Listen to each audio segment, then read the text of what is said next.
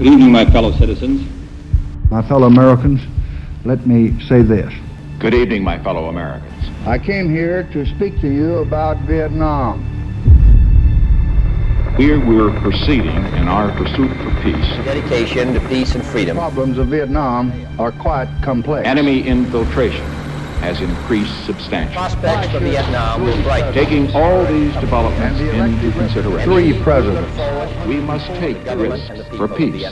The United States is therefore prepared. Forces of communism. The President The sacrifices that you have willingly And made, necessary courage you have Let me shown, remind the leaders in including Hanoi the wish to use destroy of that armed freedom. forces. all of our American POWs are on their way home. This is the story of prisoners of war in the Democratic Republic of Vietnam, their trials and tribulations through some of the most torturous treatment in recent history. By early 1946, all Allied forces had withdrawn from Indochina, leaving France to oppose. Our story begins in July of 1954, when the lasting war between the French and Vietnamese came to an end in the form of the Geneva Accords. These accords drew the 17th parallel, dividing the country into the North and the South. The North became the Democratic Republic of Vietnam, led by Ho Chi Minh and the Communist Party, while the South was ruled by the Republic of Vietnam, electing former Emperor Bao Dai. American involvement soon followed as President Eisenhower accepted the de facto partition of Vietnam as the halt to the spread of communism in Asia, which in America's eyes was a disease that required complete eradication. He first created the Saigon Military Mission, a covert operation promoting psychological warfare and paramilitary activities in South Vietnam. Meanwhile, North Vietnam held political power in the disarray of the South, spreading communist propaganda throughout. After time for consolidation, forces of the Communist Party, under the name of the Viet Cong, began a program of terrorism throughout the southern countryside in the late 1950s. Simultaneously, the Vietnamese Communist Party backed armed efforts to topple the southern government, marking the beginning of the new, horrifying chapter of war. A series of horrific war crimes ensued that would span almost a decade as war raged on. The Viet Cong launched a series of assaults targeting small, innocent villages in South Vietnam, becoming the first notable series of war crimes they would commit.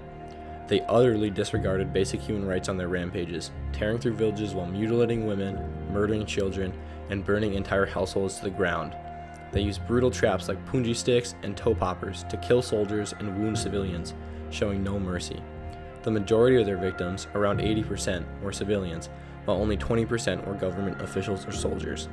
If not killed by the series of traps, gunfire, and bombings, soldiers and civilians were abducted as prisoners of war.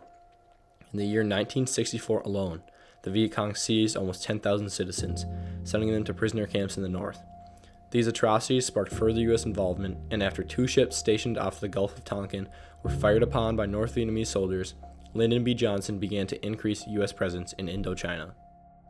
In late July of 1965, Johnson took the final steps that would commit the nation to a full-scale war, dispatching 100,000 soldiers immediately and authorizing an additional 100,000 to be sent in 1966.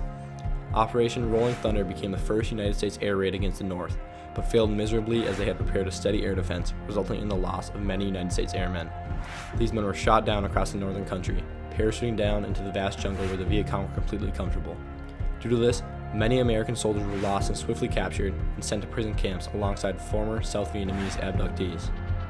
The acts of terrorism reached a new low as the treatment of these abducted prisoners shed a light on some of the darkest violations of human rights in history. Under the Geneva Convention, prisoners of war must at all times be humanely treated and protected against acts of violence, intimidation, insults, and public curiosity.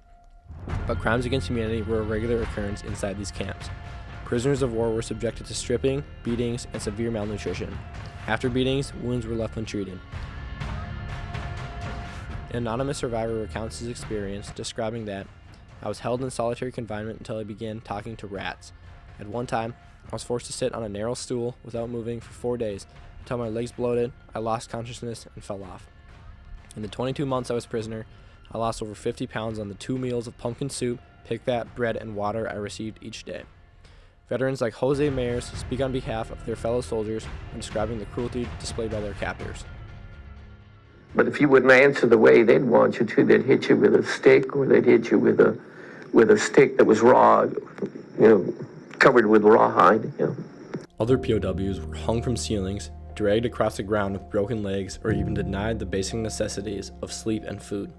A major prison camp for the American pilots was How Lo Prison, or the Hanoi Hilton. Captured Navy pilots were placed in overcrowded and uncomfortable cells, having only cement slabs as beds, accompanied by an infestation of rats and cockroaches.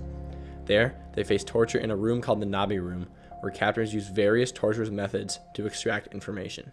They put your arms behind your back, and they'll cinch up your elbows until your ribs start pulling apart here. Then they rotate over your head until your shoulders this way.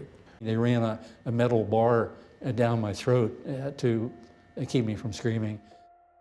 The North hid their war crimes through variations of international propaganda. Soldiers were tortured mere minutes before they went on live radio, praising their captors for the amazing care they'd been treated with. Failure to comply with these terms led to consequences far worse than death. There are many first-hand examples of these messages, such as the testimony of Jeremiah Denton. I get adequate food and adequate clothing and medical care when I require it. His abnormal blinking shown in the footage was actually Morse code for torture, a plea for help that his government could not give him.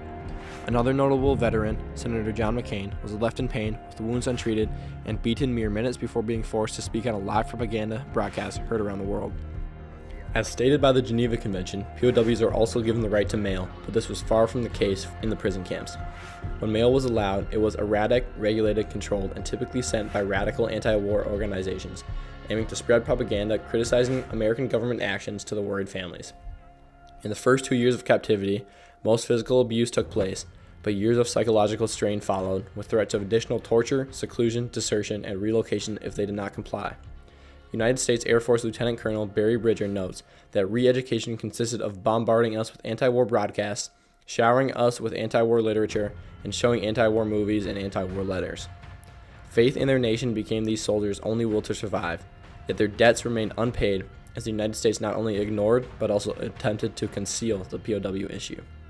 Richard Nixon and the United States government had a duty to protect their country's servicemen, but they failed to do so in several missions to rescue POWs.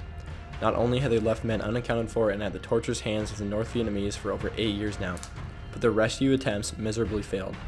One such effort was Operation Thunderhead, a secret Navy mission in 1972, aimed at rescuing prisoners who fled to the coast, but ended in failure due to incorrect military intelligence about their location, a negligent mistake which cost the lives of good men. Another attempt, the Son Toi raid, aimed to save 61 American POWs. Although the mission was well executed, they found the camp empty because the POWs had been moved prior to their arrival. Again, the United States not only used pivotal resources in a futile attempt, but also lost good men in the process. As a result of the failures of these operations, Richard Nixon turned away from U.S. liberation and shifted focus towards diplomatic relations with Vietnam to terminate American involvement. In doing so, he lost sight of the nation's priority, the rescue of American POWs. Because the United States lacked sufficient intelligence and sources inside of northern Vietnam, our government never knew the true number of how many soldiers were being held captive. Operation Homecoming exemplified the government's failures concerning our POWs. After the rescue, nearly 600 POWs were returned to U.S. authority, which may seem like a significant achievement until the reality is revealed. Over 2,600 American soldiers were listed as unaccounted for, including more than 1,400 listed as POWs. This created ongoing distress for the families of the missing soldiers, lasting nearly 20 years post-war. In 1979, Robert Garwood became the last POW rescued from Vietnam, testifying that he and many others were still imprisoned after the war. Nixon and various officials from the Department of Defense asserted that all POWs had been rescued. However, over 1,200 soldiers are still unaccounted for today. This makes the rescue of Vietnamese POW one of the most debated and controversial issues in our nation's history. Many brave men sacrificed their lives during the Vietnam War, and yet were treated in the most malicious ways conceivable. Our nation's leaders not only had a duty to protect our citizens back home, but foremost these men who surrendered their lives to their savage captors when retained as POWs. We hope that this documentary highlights not only the failure of our nation, but primarily honors those who suffered the greatest price. Thank you.